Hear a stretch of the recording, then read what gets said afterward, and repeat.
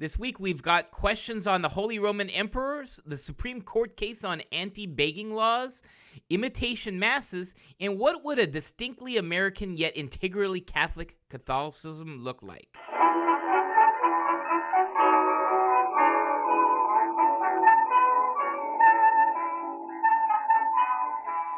Welcome to another episode of Off the Menu, now being broadcast and podcast on the Crusade Channel. Talk radio the way it should be at crusadechannel.com.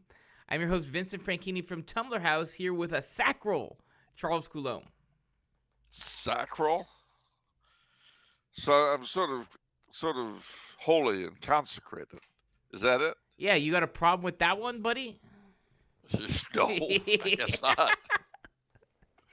No, I guess if the chalice fits. No, I don't know. Sure. Okay. Okay, good. You bet. Yeah. I'm not going to give you guff over it, but I will remind you that everyone is going to be seeing the show on the third day in June the 3rd. It's a new month. Yeah. It's what is it? Gluttony month? No, it's Pride month. Jealousy month? Envy? Anger?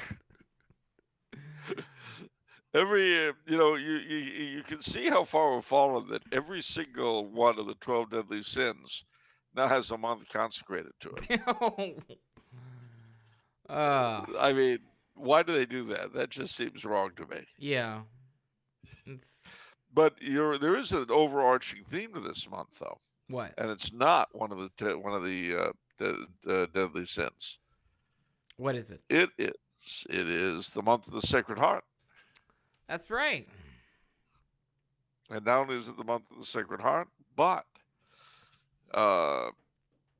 June the 10th, which will be next week, is the day they call White Rose Day, the anniversary of the birth of James III, the great Jacobite Day. So you could think of, on the one hand, you could think of the Vendée and the French counter-revolutionaries and the Carlists and the Cristeros. And on the other hand, you can think of the Jacobites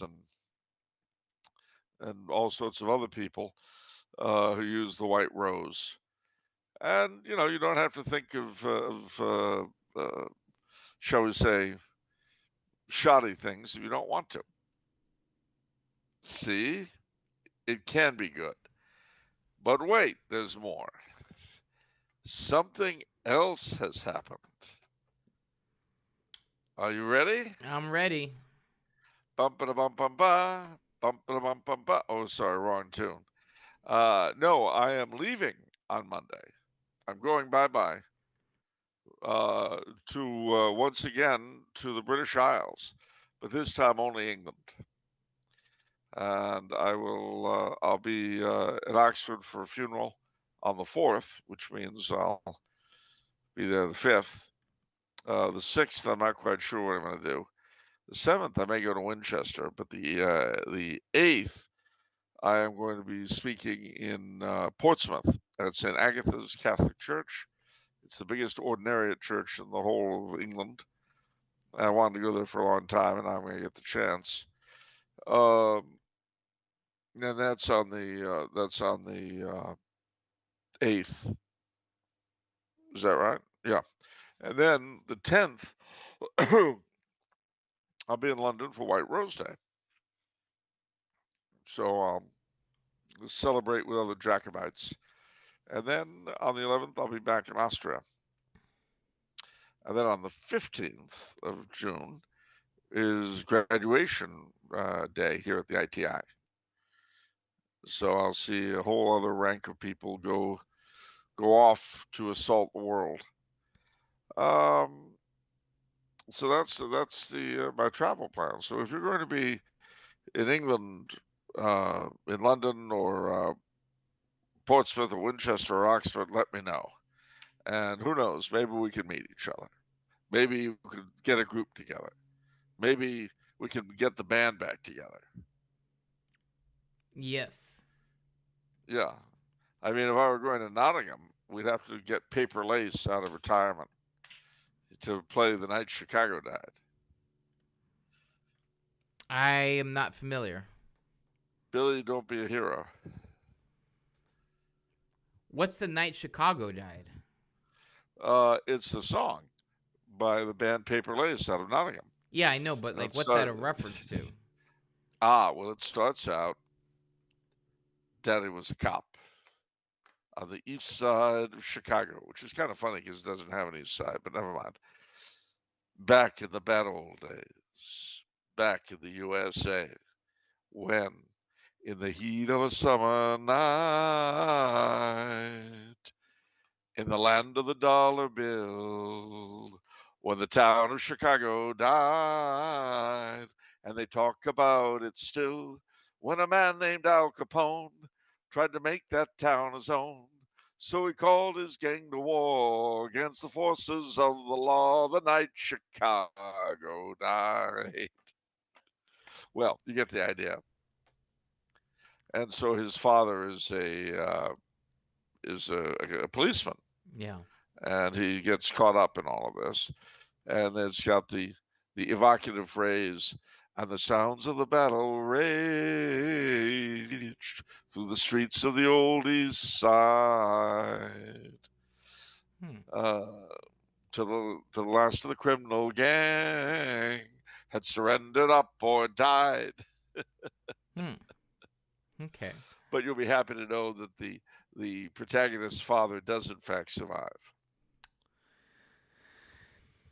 Let me ask you another question of a different song that came to mind. What's the day the music died in American Pie?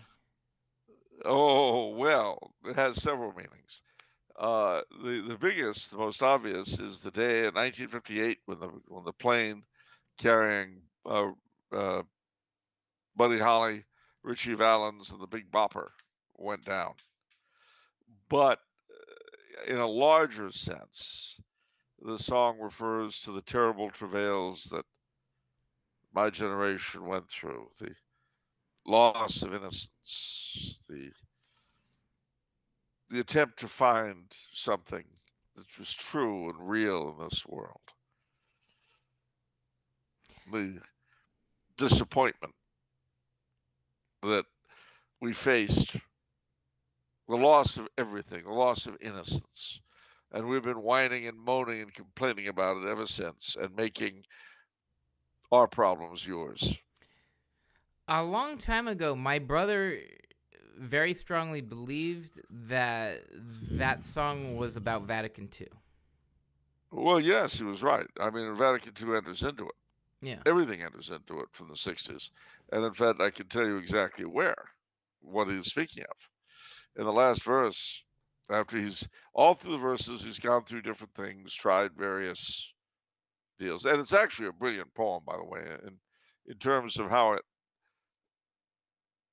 conflates the personal experience with the greater experience. I mean, let's put it this way. The example I use is this. Let's say that at 9/11, the day before 9/11, your first girlfriend had dumped you. Now, although there's no causal connection between those two things, for you, for the rest of your life, they'd be linked. Do you see what I mean? Sure. No, of course. And there'd be a particular mood to that. I mean, that's my dad passing in COVID. He didn't pass due to COVID, Yeah. but obviously those. No, he died at the same time. Yeah. Yeah, exactly right. Yeah. Those two things will be forever. I mean, they're not in terms of a real causal connection. Yeah. But the way you remember them, yeah, the way you feel about them, they are. And that's Don McLean did a brilliant job of doing this, because if you look at the lyrics, they very skillfully interweaves the personal and the greater. So finally, he says, I went down to the sacred store where I heard the music years before, but the men there said the music wouldn't play. And in the streets, the children screamed, the lovers wept, and the poets dreamed. Not a word was spoken. The church bells all were broken. And the three men I admire most, the Father, Son, and the Holy Ghost, they caught the last train for the coast the day the music died. So the phrase "the day the music died," I mean, initially it refers to that death, but to that moment in 1958, but it expands to be to become the entire loss of innocence of my generation, loss of belief in anything. And at the very end, he figures, well, he can go back to the church. He'll get something there, some sanity. But I went down to the sacred store where I heard the music years before.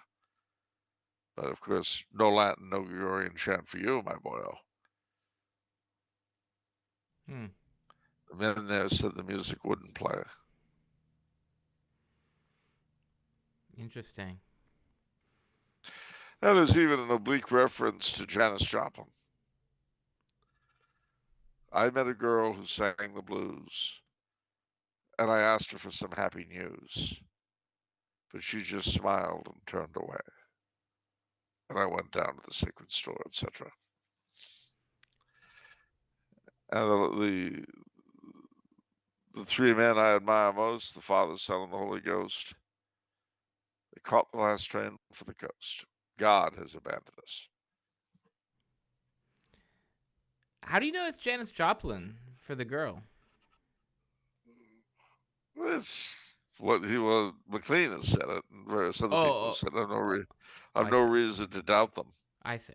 Okay. Okay. All right. If there's nothing else, let's So, Oh, of course there's something more.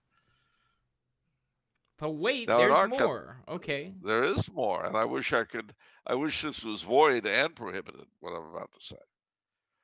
But as you know, in our country, judges take the place of priests in terms of being spiritual and moral guides of the people. And they too wear black dresses. So, what was the big court case this past week? You Did can something say it. It's You can say it. it's Trump. What's Trump? The court case, he was found guilty on I can't remember what. Um All 34 counts. 34 counts of something. Yeah, jaywalking. Yeah. Intent Uh, to defraud or something like that. I don't know. yeah, kind of like the judicial system itself. But at any rate, so he'll appeal, but this just ensures that the whole electoral process is going to be all the crazier. I mean, the judge and the jury and all the rest of them better hope.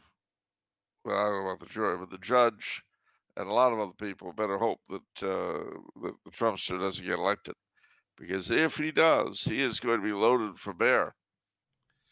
See, that's the night that the lights went out in New York. That's the night that they framed an innocent man. So don't trust your soul to no backwoods country lawyer, because the judge got up with blood on his hands. What? So I don't understand where we go from here. Like, Down the if drain. he gets, so I thought the jury is deliberating over the sentence, and if I'm not mistaken, I'm pretty sure the max sentence is many years in prison. So if he's in prison behind bars, I don't understand how he can run a presidential race. Oh, very, very simple. I mean, talk about galvanizing the base. I can't think of anything that would do it more than this. And don't forget, Mayor Curley of Boston won an election while sitting in jail. If it was good enough for the hub city, it's good enough for the country. What city and what time? Boston, back in the 30s. Okay. Well, how'd he do that back in the day? See, I mean, that's another aspect I don't understand, where there used to be a time where I remember they're saying, like, divorce is political suicide. And so I was Well, thinking, now it isn't, because we have no morals as a people. right. So I don't understand how back in the day, when people had standards, that he could win an election from behind bars. Well, it's why they put him behind bars. You see, he was convicted of fraudulently taking a civil service exam for a friend. A civil serv. I don't understand what the motive is there. What? So, because the friend didn't have whatever it took to pass the exam, so Curly took it for him.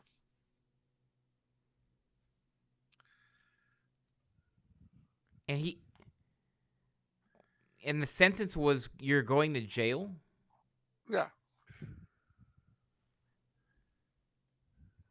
Huh. That whole scenario seems unusual to me. Well, it was a little unusual, and the people of Boston, they voted for him because they thought it showed what a good friend he was. Okay. That he was willing to risk jail for a friend. Okay. Well, that's a little bit different. So that makes sense. I can understand that then. He was willing to go to the mattresses for his pals. All right, Charles. I'm just gonna straight up ask. Bring out the crystal ball. What happens? Where are we going? No idea. All right, down the toilet. No, I mean, I don't know. I have no idea. I mean, it is so crazy. See, the problem is when nobody's playing with a full deck, and when everyone's insane, I don't know. I mean, if it's true that the last election was stolen, why wouldn't this one be stolen? Number one. Number two, if it wasn't stolen, then I would say he's got a good chance of getting elected. But to be honest with you, he would have to be a saint, and I have my doubts that he is one. That if he weren't elected, he wouldn't use his office to roll over everybody who did him dirt. Yeah. And I mean, I'm in a sense, I only say in a sense, almost as afraid of a annoyed Trump presidency as I am of having President Hindenburg for another 4 years. I mean, if Hindenburg lasts those 4 years. The whole thing, I feel like, it is rooted in each party and the participants in that party being more keen on hating the other guy than cleaning up their own house. Well, yeah, or God knows, on the common good. Yeah. Which, I mean, I hate to sound like a broken record, but this election in particular, ladies and gentlemen, put it under Kaiser Karl. Pray heavily to Blessed Karl that we get a result that's not just a complete train wreck. Now, mind you, one can't help but feel, in a certain sense, perhaps we deserve for what we did to Emperor Karl, getting a taste of what we did to Central Europe in America. I hope not. I hope not. But we really did them dirt.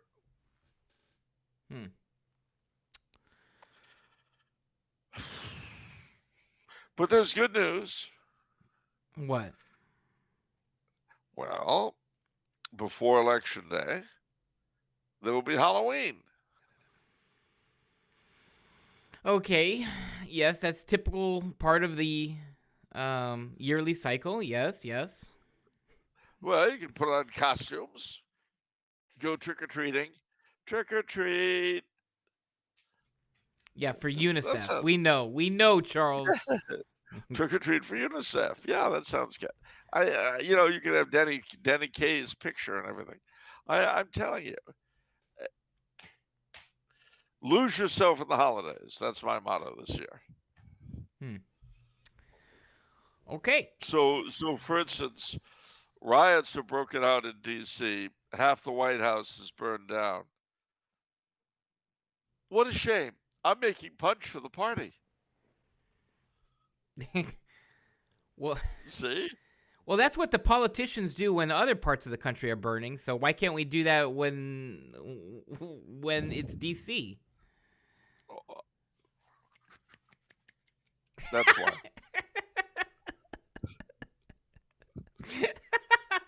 For those of you listening, Charles just flailed his arms for you listening through the podcast. It's the what did he call that? The one guy he called this the wave of the future. The wave of the future. Yes. Everybody flailing and effectually. Ooh!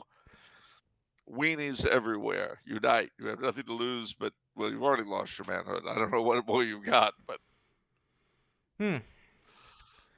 All right. Well, let's move along. This is fall to roll. Moving along, we're going to start the questions. And first question is from Vendée Radio. It says, Dear Charles, please can you compare the high kingship of Ingwe and the office of Holy Roman Emperor? I sure can. And please do so. Thank you. Okay. Well, Ingwe was the High King of the Elves in Middle-earth. He was the head of the tribe of elves they call, I think, the Vanyar. Was that right? And they were the first called to Eldamar Beyond the Sea, and they all went.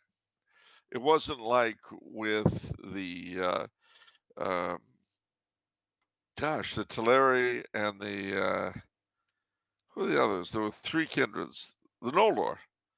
There was the Vanyar, the Noldor, and the Teleri were the light elves who heard the call. And all the Vanyar, all the Noldor went over to Eldamar. Some of the Teleri did. Others stayed in Middle-earth. And then there were the Dark Elves, who either never heard the call or refused to go. And they were scattered around Middle-earth. In fact, most of the elves of Mirkwood and Lothlorien were actually Dark Elves, the Avari, they were called. Well, what do you think?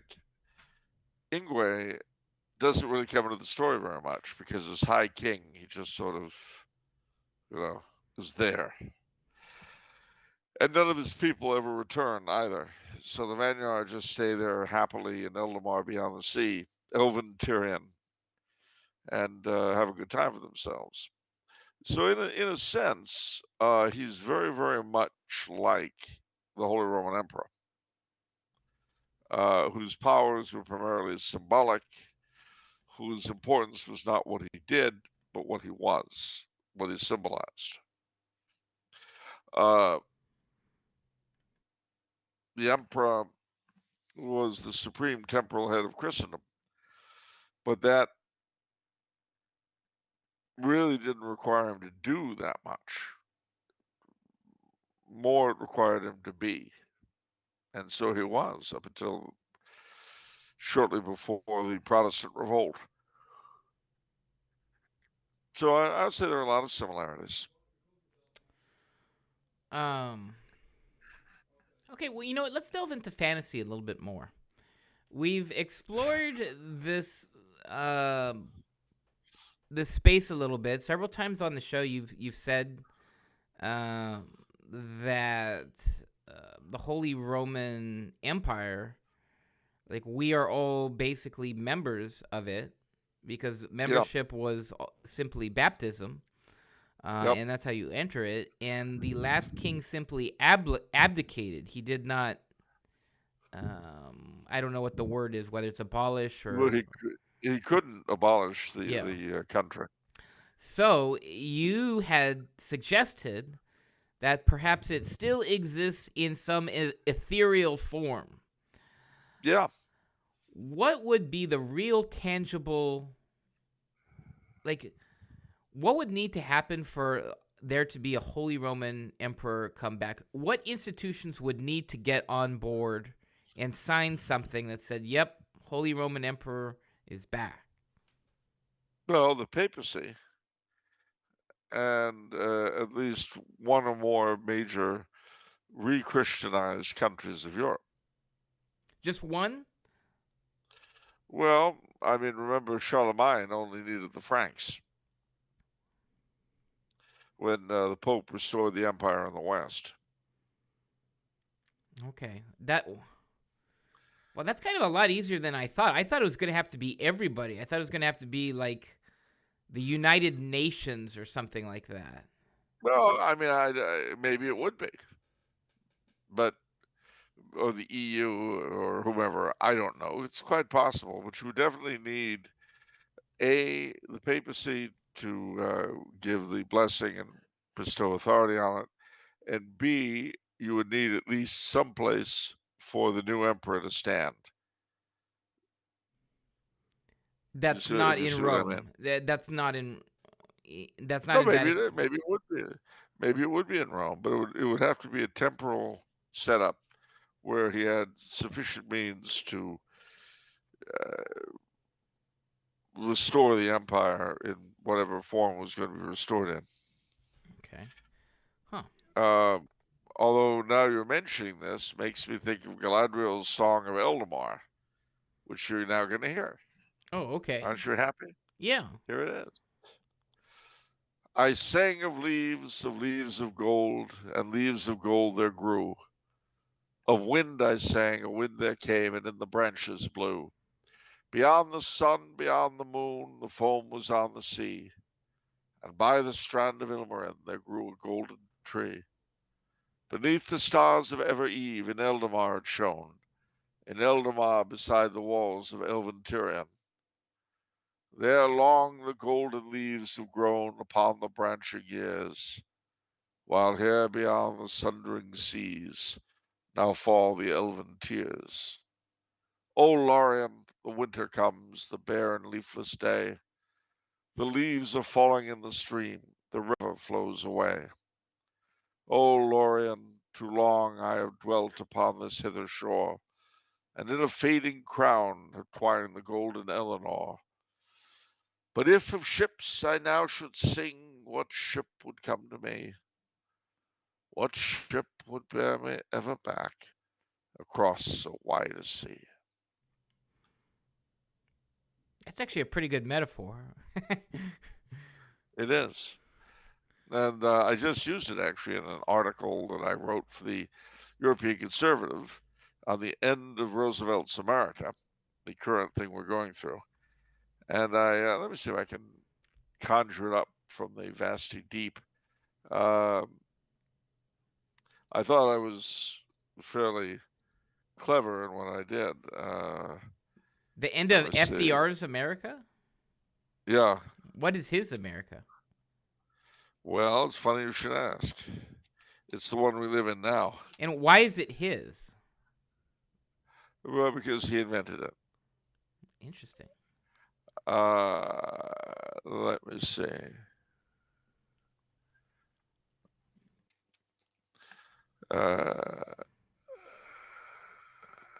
Let me see. So you're saying FDR was the most influential president of the 20th century?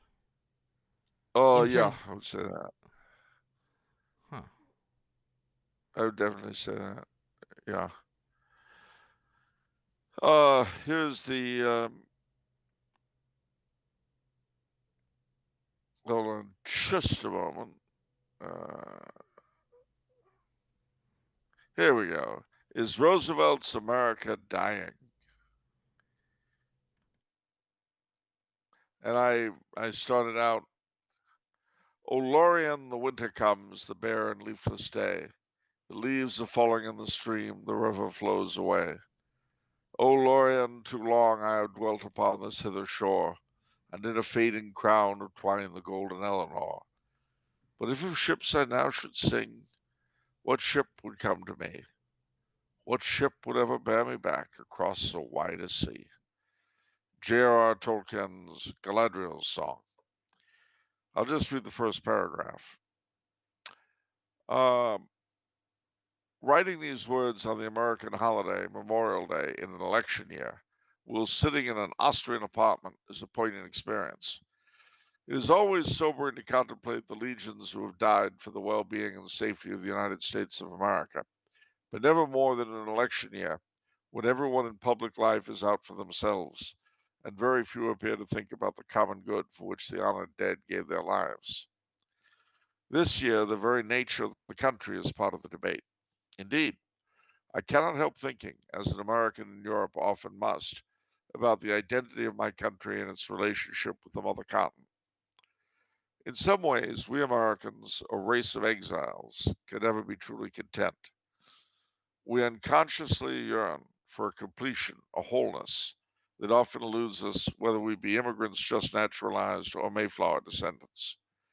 The song, The Girl I Left Behind Me, was brought over the Atlantic in the 17th century. Like the Ashokan farewell, I think it captures that yearning perfectly. We may cross the water as much as we like, and I often do, but it is an ocean of time as well as space that separates us from our origins. Even the America that we more consciously seek to regain is increasingly remote.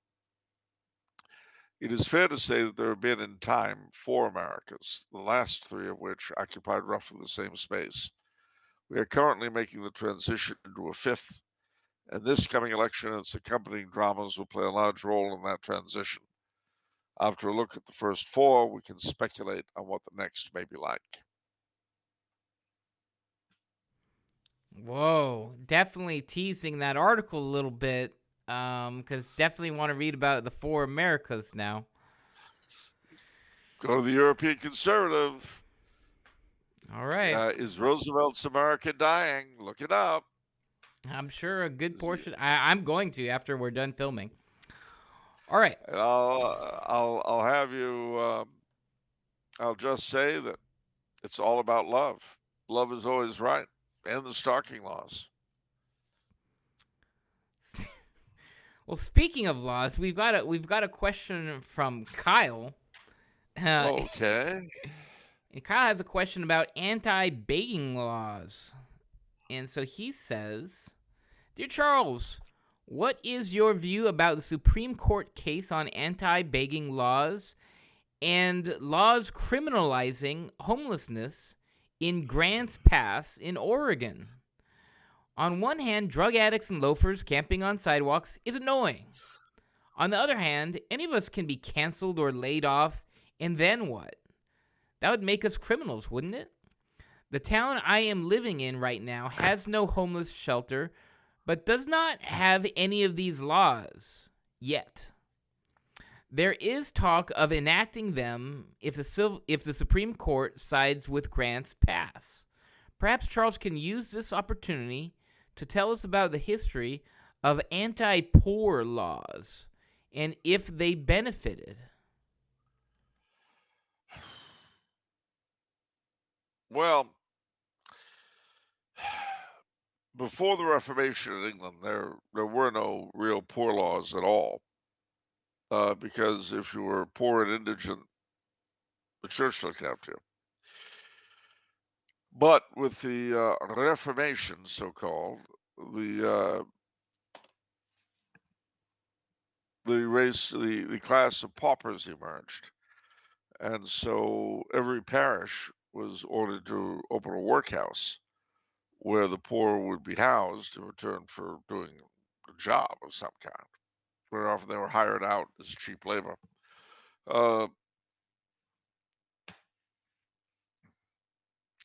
And that, of course, that was called going on the parish, as they used to say. I don't like the idea of anti-poor laws, frankly. I don't like the idea of criminalizing poverty. I mean, I'm all for perhaps criminalizing camping outside on major streets, you know, but you come to a situation like you've got in Canada where they're pushing for euthanasia for the poor. You What's know, What's the difference between poverty and vagrancy? I actually don't even know that. I for some reason I'm just thinking of Rambo, the first movie where obviously it's kind of like an anti-vagrant thing going on. Well, poverty is being poor. Vagrancy is not having a job or a fixed place of residence. Okay. So not all poor people are vagrants, and some vagrants make a lot of money through panhandling. Interesting. Okay.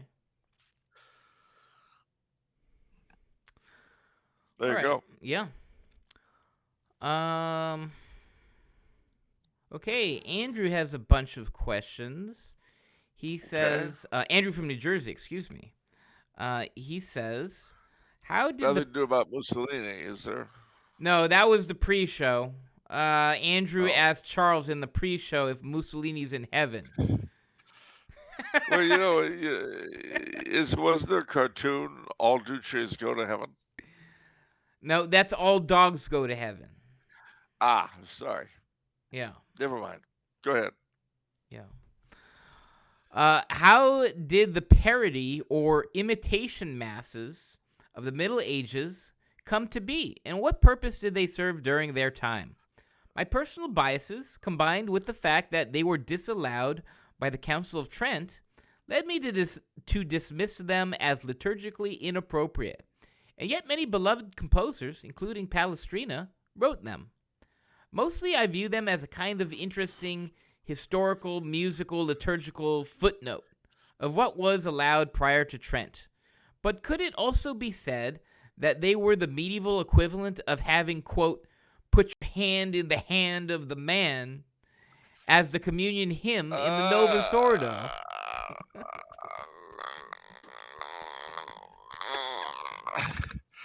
Put your hand in the hand of a man who stilled the water.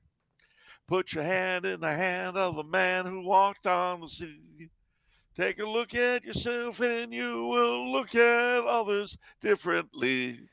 So when you put your hand in the hand of the man from Galilee, when I take a look inside the holy book, it makes me tremble. When I read how he threw the money changers from the temple. What? I've been blessed enough to never have heard that from any that must have. How quickly did that song go out of style? Was that like a 70s thing? Was that very 70s? Okay. Yeah. Very 70s. It was right up there with "It only takes a spark to get a fire going. Da la la la la.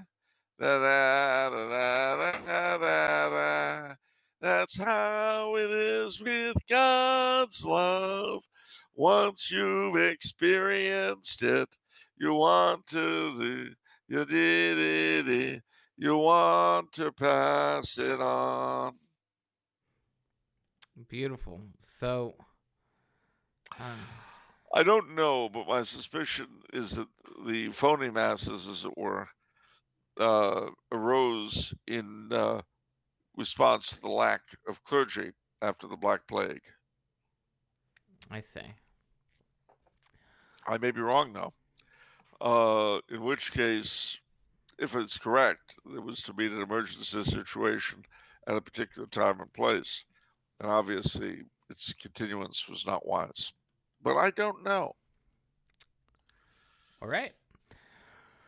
What does Charles think of the primogeniture system of inheritance, widely used in the Middle Ages? As the eldest male child in my family, I'm all about it, and I know many trad Catholics favor its return. However, I'm wondering if Charles thinks a valid criticism of the system would be that it often pushed the younger children in the family into religious life, who may not even have that particular vocation. Certainly, we saw this with the authors of the Goliardic texts and other satirical poetry during the medieval era, which often attacked the clergy and traditions of the church. I remember learning in college that many of these authors were younger siblings who were pushed into religious life, despite not having a vocation, because no inheritance was left to them. Might this have led to some of the moral problems with clergy during the Renaissance? Mm. Well, it might have done, but you had another problem, and that is we didn't have primogeniture, and the land got divided up equally by all the children. You ended up with smaller and smaller and eventually unsustainable bits of land. So it's a hard call. There's no perfect one-way fits all, I'm afraid. I mean, there's still like a doorway that has to be guarded in terms of entering the priesthood, right? Like, I mean, in terms of weeding out people who shouldn't be priests. I thought of this with Irish priests, where I don't know, some priests were describing to me the situation, and it's like, yeah, you could be an engineer, or you could do this, or you can do that, or you can be a priest. And I thought, is that how it is? Is that how it is? You pick your trade, and it was. Priest is that to me is weird, and that to me is a culture that might get people who should be priests, if that's how it is. Well, it certainly was that way in Ireland. And they had quite a number of people who shouldn't have been priests. But they had quite a number who were very good. So 6 to 1 outdoes the other. All right. So, I mean, so what's your ruling on this? I mean, did it lead to problems, do you think, the primogeniture system? And yeah, it did. But I think on the whole, they were less than other systems. Yeah. All right. All right. Question from John, who says, how does Charles feel about the term Judeo-Christian values? Should the Judeo part be dropped? Well, I prefer Judeo-Jewish values. But anyway, no. Strictly speaking, they are connected to each other, Jewish values and Christian values. They are separate. There are differences, but they are historically connected because the one came out of the other. I think it's all a question of who it will annoy. What? Yeah. Well, I mean, if you're talking to a Nazi, you're talking about Judeo-Christian values, he'll be upset. If you just say Christian values to a weenie, he'll be upset. Oh, okay. So basically, you're gonna go with the term that is most upsetting to that particular person. Yeah. Okay, great. All for that. Right. Question from Anita, who says, to return to Joyce Kilmer. In Charles's discussion of him, he said that Kilmer sought to promote an American Catholicism that was thoroughly Catholic while being distinctly American, as opposed to Americanist. As one who grew up knowing only the Americanist brand of Catholicism, I wonder if Charles could elaborate on what a distinctly American yet integrally Catholic Catholicism would look like. I can. Firstly, there would be a lot more attention to Our Lady as patroness of the United States, Our Lady of the Immaculate Conception. There'd be a lot more attention paid to her as our national patroness. They'd make a big deal over her. The patron saints of the different towns and counties and states would be made much more of than they are now. That's for sure.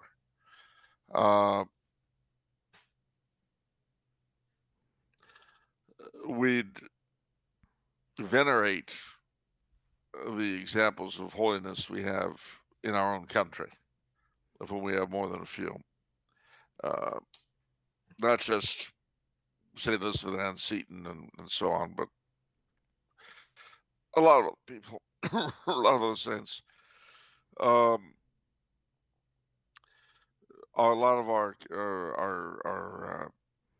days of obligation to get pushed off to the nearest Monday or Sunday rather would be celebrated properly on their own day, Ascension Thursday, Corpus Christi, and so forth.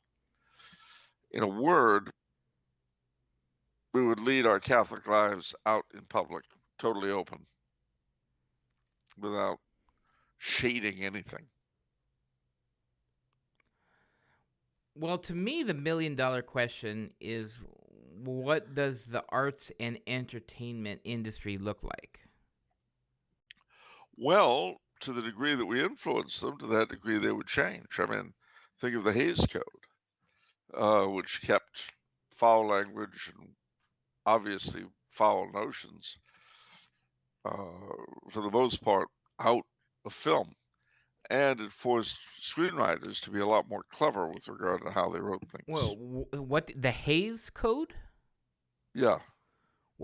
What is That that? was Is that like a code formal thing, or is that just like an understood gentleman's agreement? Or No, it was quite formal, quite formal. The Hays Code, I'll give you the exact thing from Wikipedia, source of all truth. The Hays Code, the Motion Picture Production Code, was a series of industry guidelines for the self-censorship of content. It was applied to most pictures released by major studios in the United States from 1934 to 1968. So that was the thing. They couldn't, they had to be very, very careful what they showed. And they had to be very clever about getting their points across. You know, they wanted to talk about adultery. You wouldn't just see the guy flop into bed with the chick. well, I guess what's the penalty if you don't abide by the code? Well, if you didn't abide by the code, your film wouldn't get released. Your film would not get released. Yeah. Who holds There would those be no keys? distributor for it. There'd be no distributor. What's So, that? so you're telling me the distributors hold the keys in that sense? Well, really, what held the keys, pardon me, was for the most part the Catholic Church in the United States. How is that? Well, because if the Hays Code had not been abided by, the bishops of the U.S., who still meant something then, would have told their flocks, don't go see films. Don't encourage this evil trade.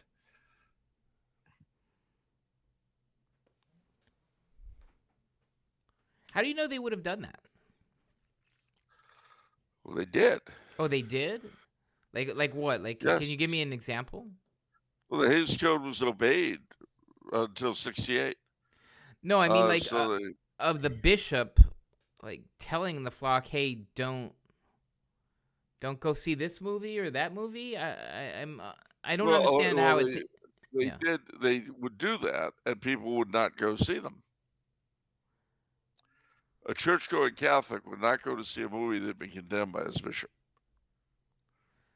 Oh, so bishops were even condemned. See, I'm not understanding the full practice of sort of censorship. I don't know the machinations back in the day. Well, like, 'cause I knew there was the index, right? We had the index, which was abolished. Well, yes, but the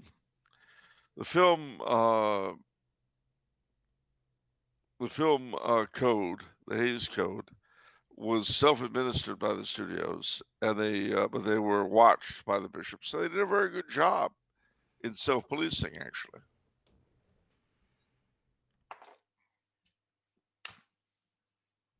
Wow.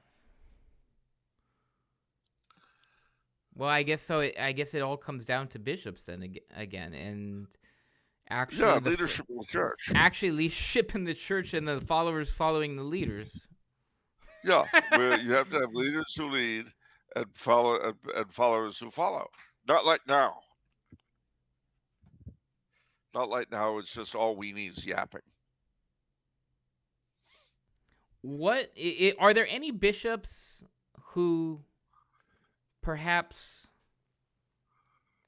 execute or operate by that old standard now? Oh, very few, if any. Although the Hays Code is gone, but it was replaced with something that's almost never listened to now, which is the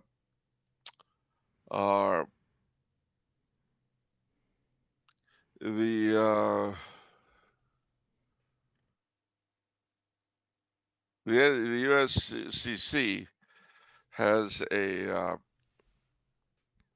they have a system. Let me just see if I can find it. NCCB film. What's that? The Council of Cardinals. Is that what you're saying? Yeah. Yeah. No. The American bishops. Here we go. Okay. The USCCB film for USCCB office for film and broadcasting film classifications, and so they have A1 is general patronage, A2 is adults and adolescents, A3 is adults, L is limited adult audience, and then O is morally offensive. And that's They do this for movies now? Oh yeah. Yeah. Well, how do we find this? Well, luckily for you,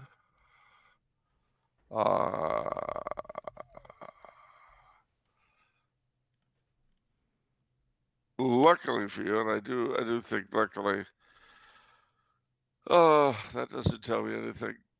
They had a website for them. Oh, I see what you're looking at. You're looking at usccb.org and then the FAQ. Yeah.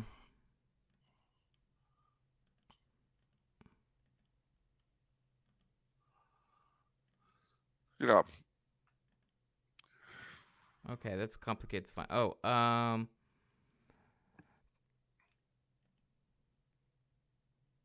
What they used to have with Legion of Decency was a Catholic organization that basically put the bishop's strictures or approbation toward films into practice. So I clicked USCCB's link and it went to osvnews.com.